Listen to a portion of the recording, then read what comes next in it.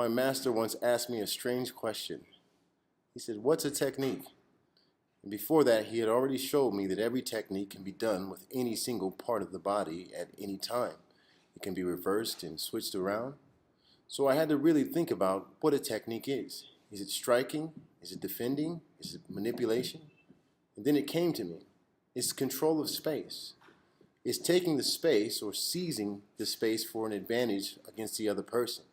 Much like chess, each piece has a personality and a characteristics and an infinite amount of possibilities on the board.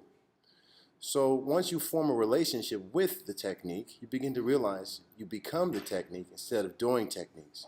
And each technique is a story within itself. So as you go deeper with your relationship, what will be your story?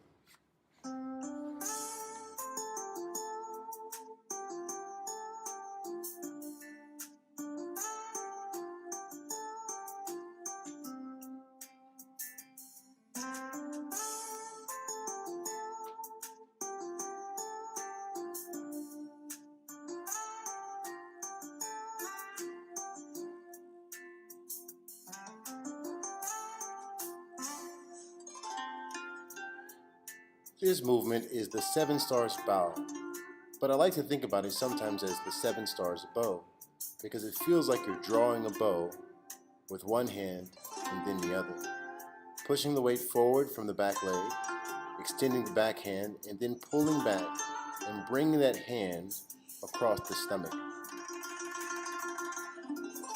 All the energy is generated through the legs into the waist and turned into the hands. Keep the shoulders pressed down and let the arms keep the elbows in.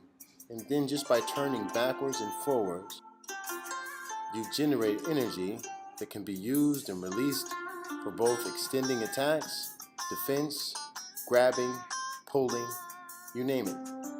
By changing the footwork just a little bit, you get a lot more power to your advantage.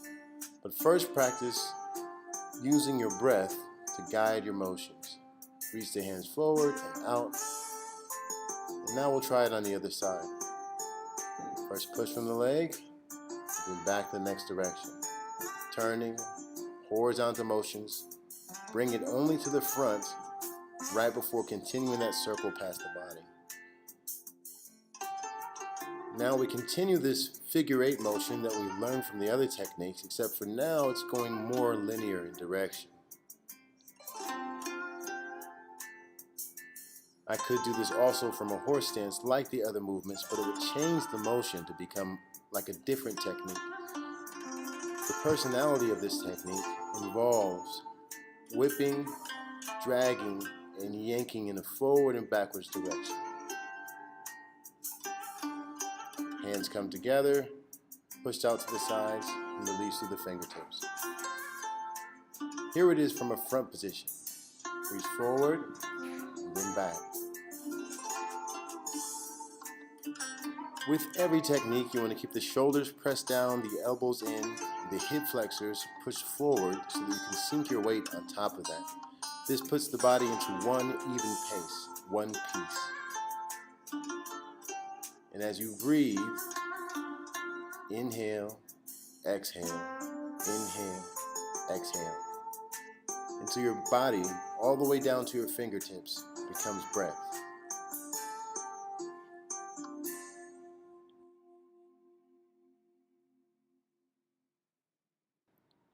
Here we are doing the 7 stars again with the advantage of the half step.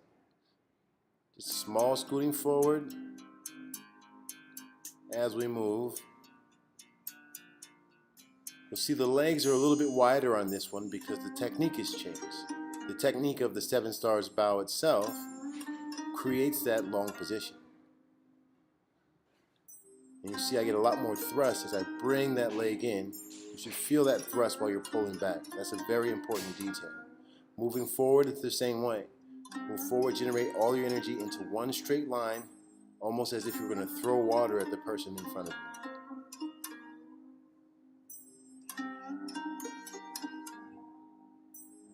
Moving back, get your yanking energy. Now I can emphasize either hand, you'll see.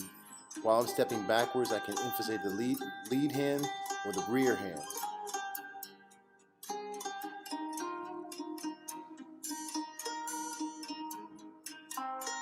Bi-stepping is the same way.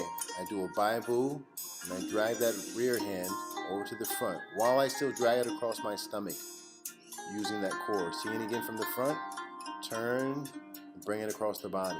Turn, and bring it across the body. Now you see I can do this from the lead hand or the rear hand as well. Right now I'm focusing on the rear hand because it's easier to understand. Later, it's very important for you to research all the possibilities of the motions. I can't record them all because there'd be thousands of them.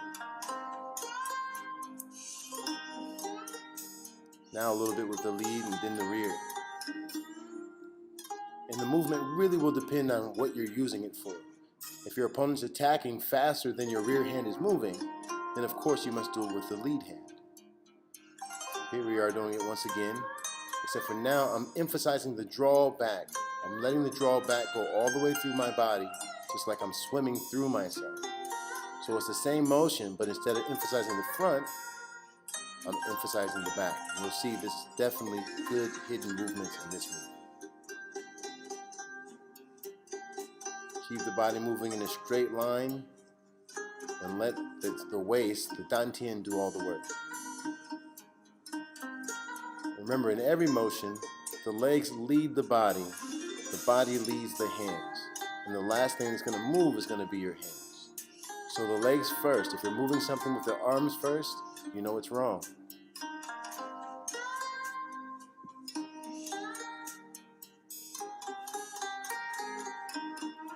Here is co-stepping, and I'm emphasizing the draw back. So this will create a very interesting coil power here. I pull back and extend through myself.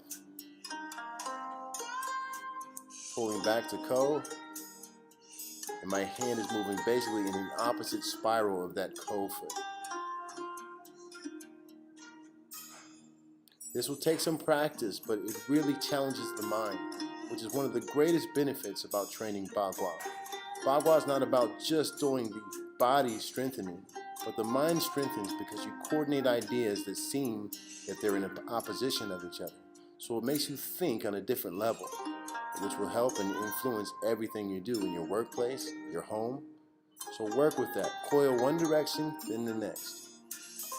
And let the body drive the hand out there so there's power. Don't let the hands ever go out there by themselves.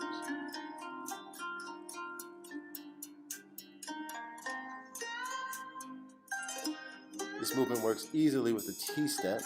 When I do my T-step, I basically extend the first hand and the other one swims behind me. This movement offers a lot of options for being able to evade while attacking. Make sure the energy is all generated from the hips as I turn.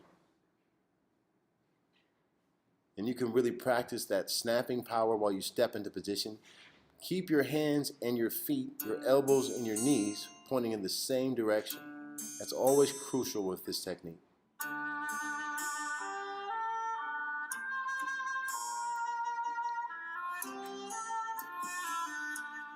Now we're doing a little bit of multi-free stepping. We'll start off with the basic kind of multi-step to find my rhythm. But there's no right or wrong way to do this. You just want to make sure that the energy is not being driven by your hands. Let your legs do the moving. Step, coil, step, turn, however you want to step. You have to be able to find freedom within any technique for it to become alive. If you can't be free in the motion, you're never going to be able to use it when it comes down to combat and even for health benefits, because there's a story inside of this technique that you're trying to discover.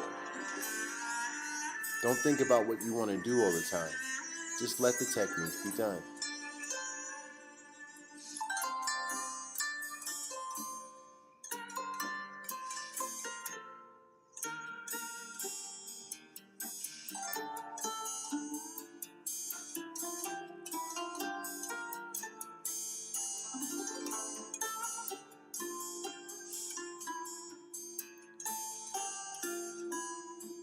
Now we have the deer antlers, or the moon daggers as I call them. And make sure you have the long end at the front and at the top. And here we're going to practice just that 7-star bow, reaching forward. I call these moon daggers because it's a lot better translation from the Chinese, the Yin Yang Yue. And these moon daggers will actually allow you to be able to generate energy the appropriate ways, because if you cut yourself, that means you're not doing the technique correctly.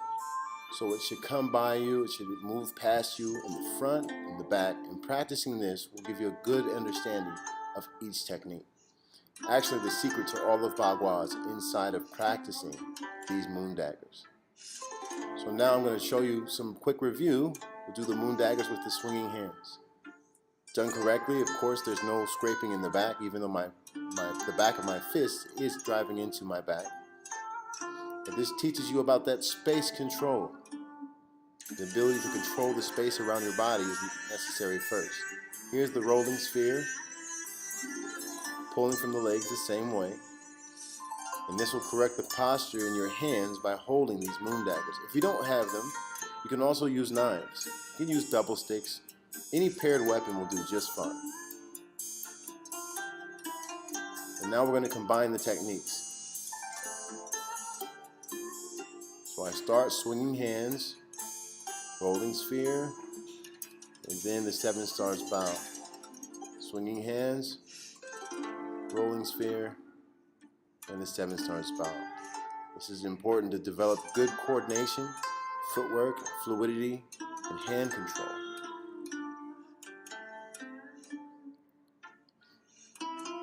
My moon daggers are a lot heavier than the average ones. Some of them are pretty light, but doing this is just like lifting weights. So the benefits of external and internal are quite beneficial.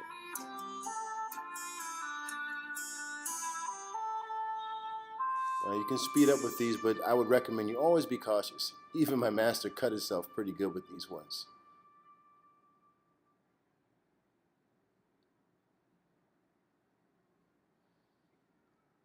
Now we're doing the free stepping with the moon daggers, and you'll see that these really will correct your techniques because of the weight. But they tell you the truth. If your arms are getting tired, that means you're relying too much on your upper body. If anything gets tired, it should only be the legs. If the body is in one piece and the legs are doing all the generation of the energy, then how would your arms get tired?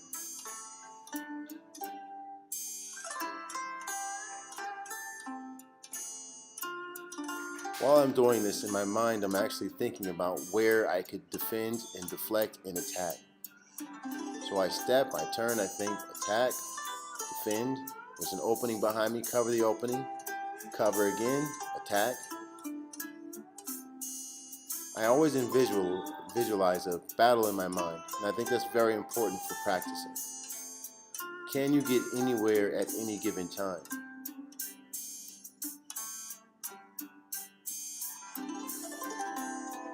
Here I'm keeping the majority of my emphasis on the 7 stars movement, but the other ones can be done as well.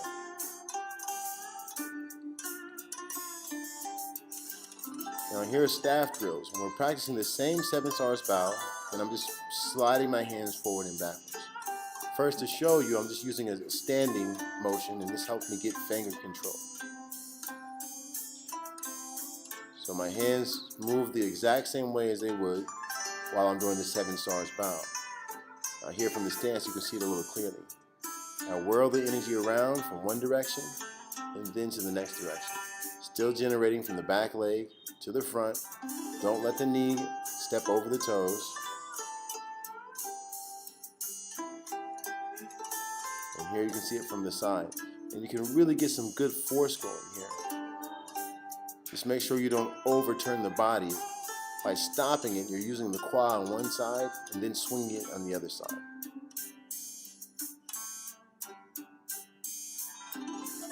This is excellent practice for strengthening.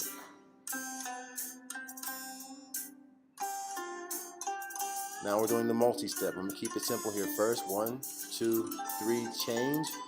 2, 3, change. Just practicing our changes. Definitely hidden motions here. As I change, I pivot and switch and step. 1, 2, and then my next step. Pivot, switch.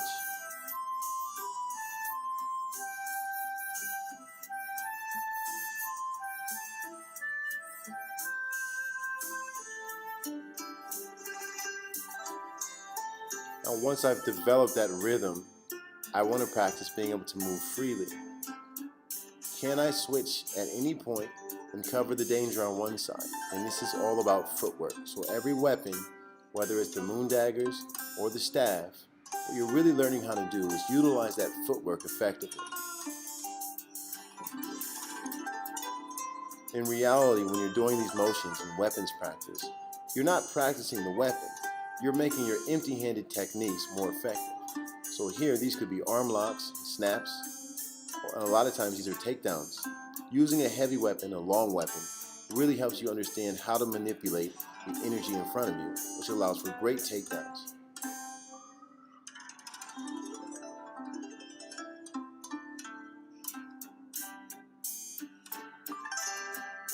Heavy weapons have one purpose, light weapons have another. Make sure you switch through a whole arsenal to add to your training.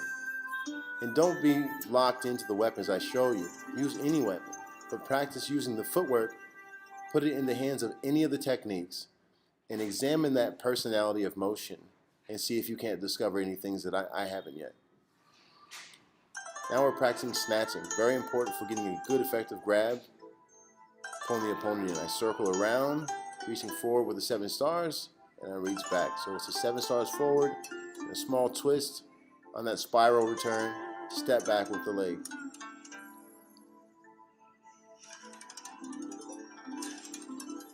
By developing good yanking power, and you'll see with the footwork, you can really end a fight just like it was an effective strike.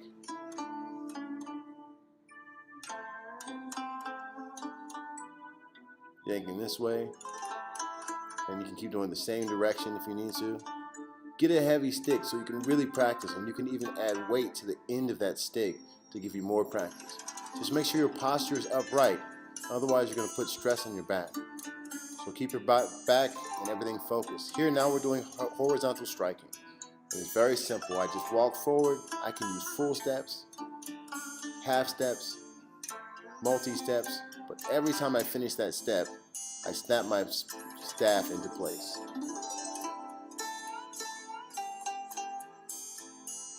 This is just coordinating striking with the hands.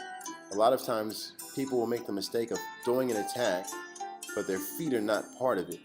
And this creates that habit of making the feet and the hands as one piece. Like I said before, if you do a strike at any moment, or even a defense, and your feet are not involved with it, it's basically an empty technique. Also, without good footwork, you're never going to be able to touch your opponent.